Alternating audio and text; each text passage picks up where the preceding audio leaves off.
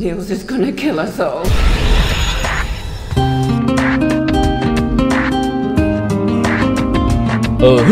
Oke geng, gimana kabar kalian hari ini? Kebanyakan dari kita selalu memiliki asumsi fitnah dan menganggap kalau rumah sakit itu adalah tempat yang angker. Fitnah kejam seperti ini sangat tidak berperi ke rumah sakitan. Padahal sebenarnya rumah sakit itu ya emang benar-benar angker sih.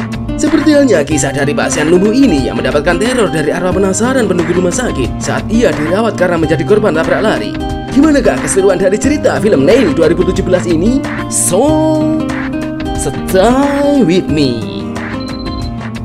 Opening sudah diperlihatkan seputar betina tubuh jungkring dada trepes sedang lari pagi.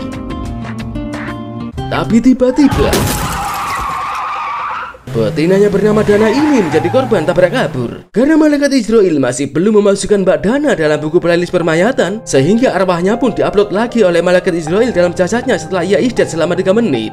Dana pun terbangun dari tidur panjangnya setelah koma selama 2 minggu. Dalam keadaan muka babras, patah tulang, dan pernafasan dibantu selang yang terhubung ke alat khusus, sang suami yang bernama Steve ini masih setia menjaganya. Dana pun tak bisa bersuara karena pengaruh selang pernafasannya langsung menyogrok ke dalam paru-parunya, sehingga dia pun berkomunikasi lewat program pengetik kata yang langsung berubah jadi suara lewat laptopnya. Di rumah sakit lawas ini, lampu-lampunya menjadi sering error semenjak Dana menjadi pasien di sini. Tepat pada tengah dini hari, Dana pun terbangun dari tidurnya karena dia mendengar suara pergerakan dari sosok pria yang mengawasinya. Karena panggilan Dana tidak ada yang merespon, seketika dirinya melanjutkan untuk bubuk lagi. Namun baru beberapa detik dirinya tertidur, tiba-tiba pintu di depan gudangnya tertutup dengan sendirinya. Sepertinya ada sesuatu yang baru saja memasuki ruangan itu. Di pagi harinya, dirinya menceritakan peristiwa tadi malam pada asisten perawat yang bernama Trevor ini. Dengan gaya dagelan dan selengean, Trevor pun mengecek bawah kasur dan apa yang ada di dalam gudang, tapi tidak ada apa-apa. Hari ini bojonya Dana bersama putri semulut wayangnya yang bernama Gemma menyambangi Mbak Dana. Dana pun menceritakan apa yang terjadi pada dirinya tadi malam. Tapi si Steve menganggap kalau si Dana hanya halu saja. Sementara itu di sisi lain Dek Gemma, gadis cantik yang mirip mantan saya. Padahal mah, iya. Yang isdat gantung diri 3 tahun yang lalu karena patah hati setelah saya putus ini, malah kepo menyusuri koridor rumah sakit tua ini dan memasuki sebuah bangsal. Tampaklah siluet telapak tangan di kelambu dan dirinya malah memasuki sebuah bilik. Tapi tanpa sengaja dirinya malah menyenggol meja hingga peralatan di atasnya terjatuh. Saat dirinya mengambil suntikan di bawah kolong, tiba-tiba nampaklah sesosok kaki di belakangnya. Namun saat dirinya mencari sosok itu, malah bu direktur rumah sakit ini mengejutkannya. Oh ya guys, sebenarnya Mbak Dana ini adalah pelatih atlet. Karena kondisinya yang ironis ini sehingga sang suami untuk sementara waktu menggantikan posisinya. Steve pun memperlihatkan video atlet baru seekor gadis berbakat yang beralih kental-kentul di atas treadmill. Si Steve memuji-muji kemampuan atlet yang bernama Ashley ini. Tapi entah kenapa intuisi keistrian dari Dana tiba-tiba aktif dan merasa kalau suaminya ada hubungan 18+ dengan si Ashley ini. Malam pun tiba. Dana pun tersentak dari tidurnya karena bermimpi bertemu sosok aneh yang coba mendolimi dirinya. Saat dirinya terbangun, ternyata kepala psikiater rumah sakit sudah duduk di sampingnya. Dana pun menceritakan perihal mati surinya dan dirinya selalu diintai sesuatu tiap malam di tempat ini. Lagi-lagi tidak ada orang yang percaya dengan ucapan Dana, bahkan psikiater tua ini. Dana pun tertidur dalam kesendirian. Namun sesaat setelah ia terlelap, tiba-tiba muncullah sosok misterius dari dalam gudang dan memelintir selang pernafasannya Dana. Hingga Dana megap-megap dan pingsan. Untungnya para dokter pun bergegas datang untuk menyelamatkannya, sehingga Dana pun gagal mati lagi. Keesokan paginya dirinya menceritakan tentang sosok yang coba membunuhnya tadi malam pada suaminya. Sang suami yang panik pun langsung bergegas menyewa teknisi untuk memasang CCTV di beberapa sudut tempat ini, sehingga di bawah kendali si Dana tidak akan ada satupun makhluk pun di planet ini yang lolos dari pandangan Dana melalui kamera CCTV-nya.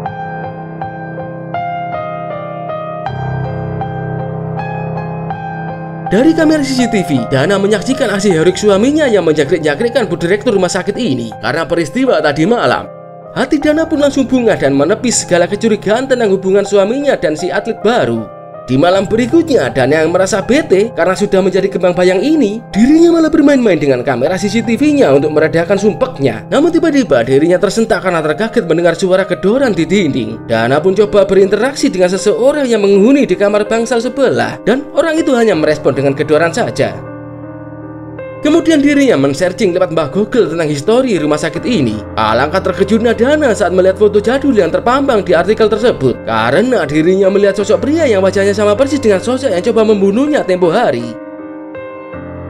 Di pagi harinya saat asisten perawat yang bernama Trevor ini membersihkan tubuh Dana, dari kamera CCTV Dana melihat sebuah goresan luka menganga di paha kanannya yang mirip dengan cakaran Wolverine. Dana pun teriak-teriak dan histeris melihat luka misterius itu, sehingga Trevor pun langsung membiusnya untuk menenangkannya.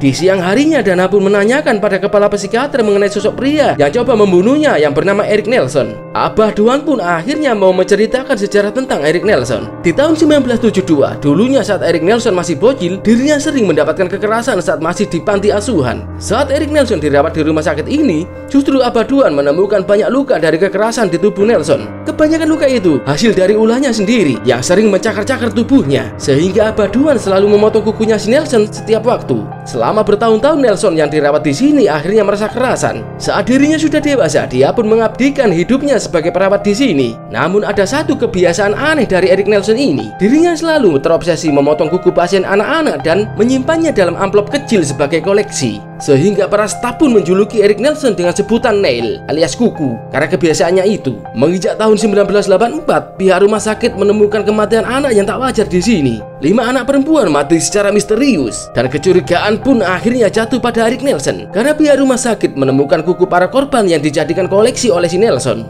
Belum sempat diinterogasi, si Nelson malah bunuh ke diri di ruangan ini dengan cara gantung leher. Di malam harinya, ketakutan Dana pun semakin menjadi-jadi. Tatkala suara gedoran di gudang depan udelnya, pintunya malah terbuka dengan sendiri. Dan sekali lagi muncullah sosok setan Erik Nelson yang berjalan perlahan sambil mendekati si Dana. Sambil ketakutan, Dana pun terus memencet tombol emergency untuk memanggil bantuan. Trevor pun bergegas meluncur ke dalam ruangannya Mbak Dana. Sempat dalam beberapa detik dirinya melihat hantu Erik Nelson yang coba menzolimi si Dana. Dana pun cuma bisa khayal-khayal kayak belalang sembah. Dan Trevor pun akhirnya bisa menenangkannya. Tapi sayangnya penampakan itu justru tidak nampak dalam rekaman CCTV, sehingga si Steve pun lagi-lagi menganggap kalau si Dana cuma halu saja. Dan si Steve malah berinisiatif akan mempredeli semua kamera CCTV Dana, karena dirinya beranggapan kalau kamera-kamera itu hanya akan memperkuat rasa paranoidnya si Dana saja. Dana pun meminta pada Gemma untuk mencari informasi tentang Erik Nelson pada pasien sebelah, karena dirinya beranggapan kalau pasien sebelah mengetahui hal tentang Erik Nelson, dan suara gedoran di dinding tempo hari adalah isyarat pasien sebelah mengenai kemunculan hantu Erik Nelson. Si cantik yang penurut dan solehah ini langsung menginterogasi pasien koma ini. Tapi mana mungkin orang koma yang nyawanya sudah di ujung dengkul ini bisa mengedor-ngedor tembok, dan tiba-tiba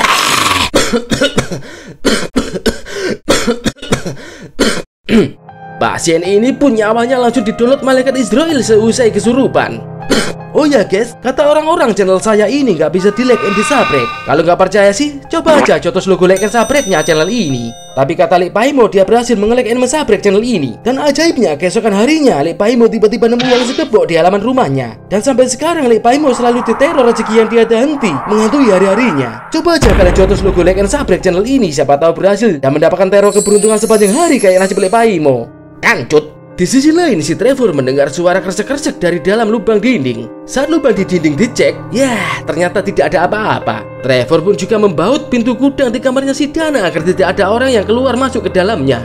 Dana yang sudah muak dengan semua kengerian rumah sakit lawas ini meminta agar Trevor mau memulangkannya. Tapi Trevor menolaknya karena tidak punya wewenang di sini. Dan alangkah malang Jawa Timurnya nasib betina bule ini yang selalu ketakutan tiap malam tapi tidak ada yang menggubris.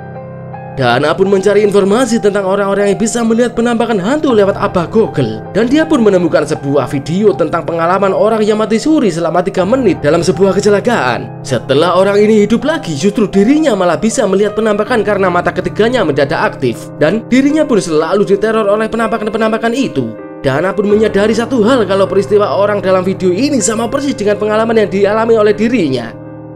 Trevor yang mengkhawatirkan keselamatan Dana, akhirnya dirinya mau mengungkapkan kejadian penampakan Erik Nelson yang menyerang Dana tempo hari. Tapi Bu Direktur malah meminta Trevor untuk tutup congor, dan dirinya malah pura-pura masa bodoh dengan hal itu. Sebab reputasi rumah sakit ini bakal hancur jika peristiwa ini sampai terdengar di hidungnya para netizen. Walah, yuk, wes kasep, yuk. Padahal saya sudah mengasih tahu peristiwa rumah sakitmu ke seluruh netizen yang mencicili channel MGTube ini.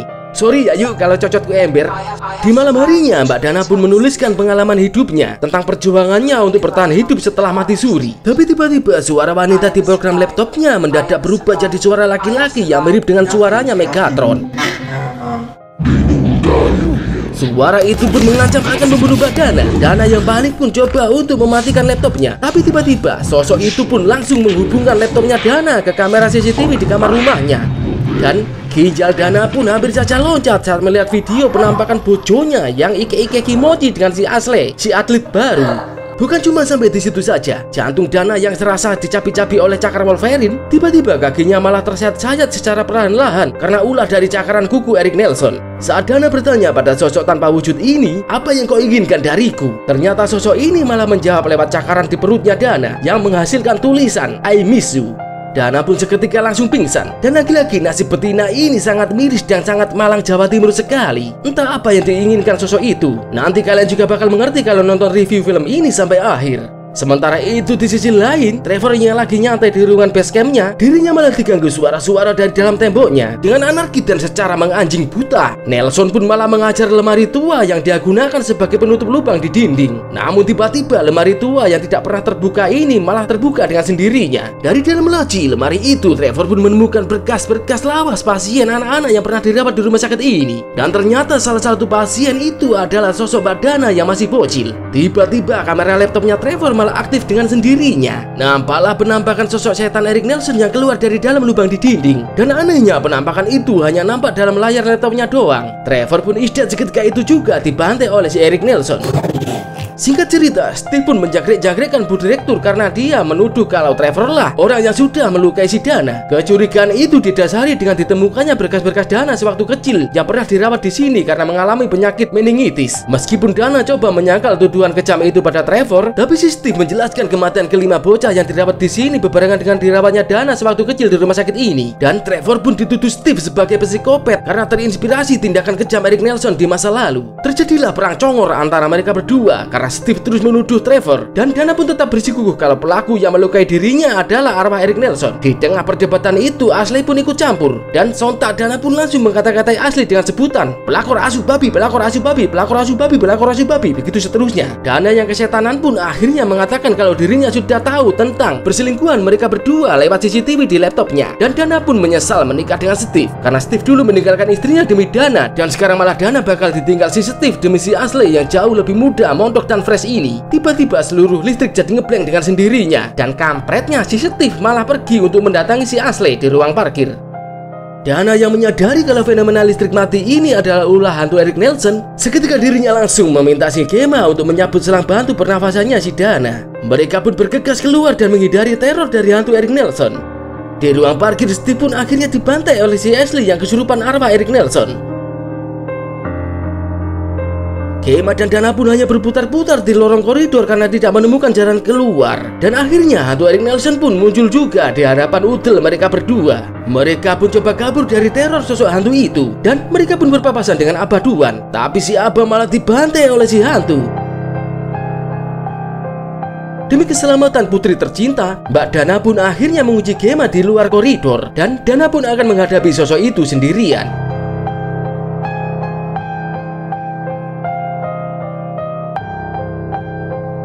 Gemma pun hanya bisa nangis bombay layaknya Iis Dahlia saat melihat emaknya diobat-abitkan hantu itu. Ngalor ngidul, ngetan ngulon, hingga malaikat Israel pun mendolot arwahnya si emak. Semua orang puju dakoit satu persatu dan hanya meninggalkan si Gemma yang kini sudah jadi yatim piatu. Tujuan Erik Nelson ingin membunuh Dana adalah karena dulunya dia gagal membunuh Dana sewaktu Dana masih kecil. Padahal Dana kecil sudah masuk dalam target korban yang harus dibunuh oleh si Erik Nelson pada masa lalu. Mungkin segitu saja penjelasannya. Jika kalian juga dengan review film ini, coba aja tonjok logo like subscribe-nya channel MGTube ini, dan silakan adu bacot di kolom komentar. And so, wassalam.